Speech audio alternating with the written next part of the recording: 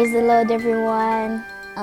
J. Elim, Brenda and Minda. I'm so happy to be speaking to you all today. I am a student of Kangwon National University, KOICA Scholar. What did I do before coming here? I work with the Wakiso District Local Government as an agribusiness officer.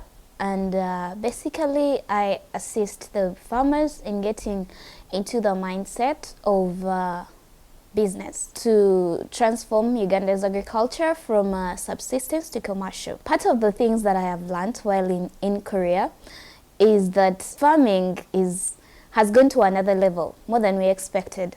And currently, the current trends that Korea is having, well, my country has not yet even seen a quarter of it. But I hope to take this knowledge. During the field trips, I was able to see the agriculture trainings that Korea is offering to its farmers. One thing that stood out for me is actually that the government of Korea is still financing agriculture irrespective of the fact that it's not contributing a lot to its GDP, which is the opposite of my country, because my country agriculture is contributing a whole lot sum of GDP, like 23.7, but the financing of it is very low. So it got me thinking that we need to invest more in agriculture to see it going forward, and we need to encourage our farmers through educational trainings to just move them from subsistence to, commercial farming. The other thing that also caught my mind is that mechanization that Korea is offering its farmers, free machinery for rent, and I think that I'll take back home. Also, I have been to very many places while in Korea. I have not only done studying, which is the major of this program, but I've been to very many beautiful places in Korea, just like Namisom Island, here in Kangwon-do, and I've also visited the Seoul Towers.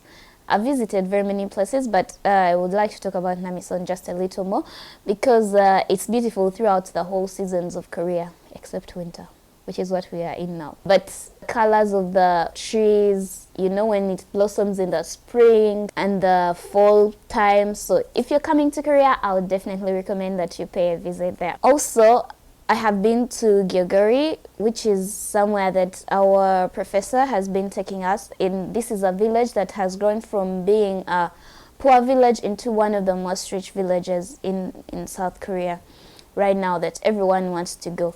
And I was touched by the commitment that these people put in, the togetherness that they have, and the fact that they work, literally do everything together to transform their community.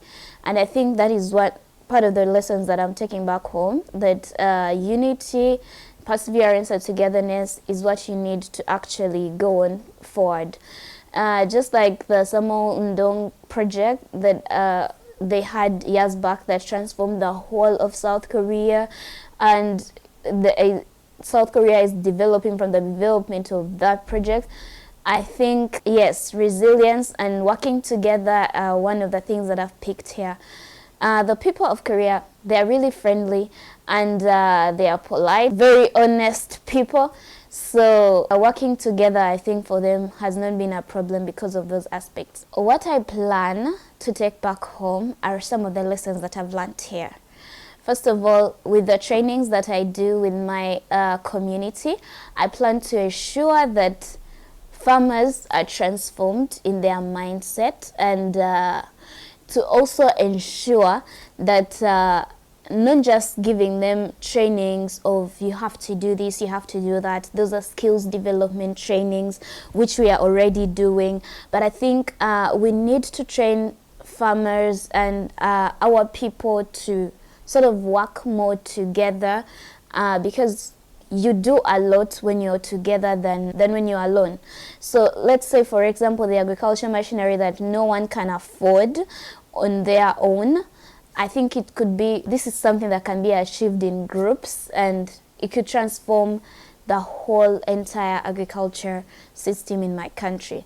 I also plan to, carry out sort of trainings with my fellow colleagues in the staff room to ensure that they can sort of pick some of these things that I've learned here and they can sort of transfer it to the people they are working with, the farmers they are working with, because I cannot reach everyone, of course, on my own, given the duties and responsibilities. But with a team that is working together, I believe that we can achieve more. I would like to extend a bottle of thanks, first of all, to God, because I am still alive. I am in Korea. I have been away from my country for about a year, and honestly, when I came here, I didn't know that I'm going to survive very long here. Like, I was thinking, okay, where do I start? I don't know the language. That takes me to the language. I am happy that at least I can go to a supermarket. I can make a conversation with someone, not really fluently, but I can hold a conversation in Korean. And that I thank my professors, Professor Shin Ho-jung, my supervisor, my thesis supervisor, for the journey that he has taken with me from when I got here, of course, because he's also our director. I thank my other professors that have been teaching me and dedicating their time and resources to ensure that I get the best out of this program. Special thanks also to the Korean professor that has labored to see that at least we can address something and say something in Korean while we are out there on the streets and not in class where they can speak English. And I also would like to thank my family very much for the support. I mean, when I got here, I literally would call them every day with a time difference of 6 hours. It has not been easy, but they have labored to ensure that they make time for me, and they speak to me and tell me, no, you're going to make it. Go out there, do this. Yes, so I have been really supported by them and my fellow colleagues that I have taken this program with. It has not been an easy journey, but we have made it, and we are here today. It's so great. We have supported each other throughout the lectures that we needed to take together, throughout the programs, the field trips, everything outside class, and back to the social life, to getting sort of known the environment and go around to places. I'm definitely very thankful. And yes, I would thank God again for helping me actually endeavor and maneuver throughout this whole thing. Thank you, Korea. Thank you, KOICA. Thank you, Uganda, for giving me the opportunity to represent you. And I am very grateful. The coordinators and our coordinators, KOICA, both KOICA and also in our universities, thank you very much for taking care of us and making sure that we lack nothing, ensuring that you answer to our problems, issues, if anything comes up. That one I have to give very good credit to you, that you've taken time to ensure that no matter what, we are comfortable and we are living a very good life in Korea. Thank you very much to everyone who has been part of my journey.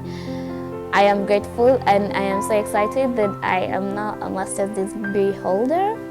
Yay! Yes, thank you.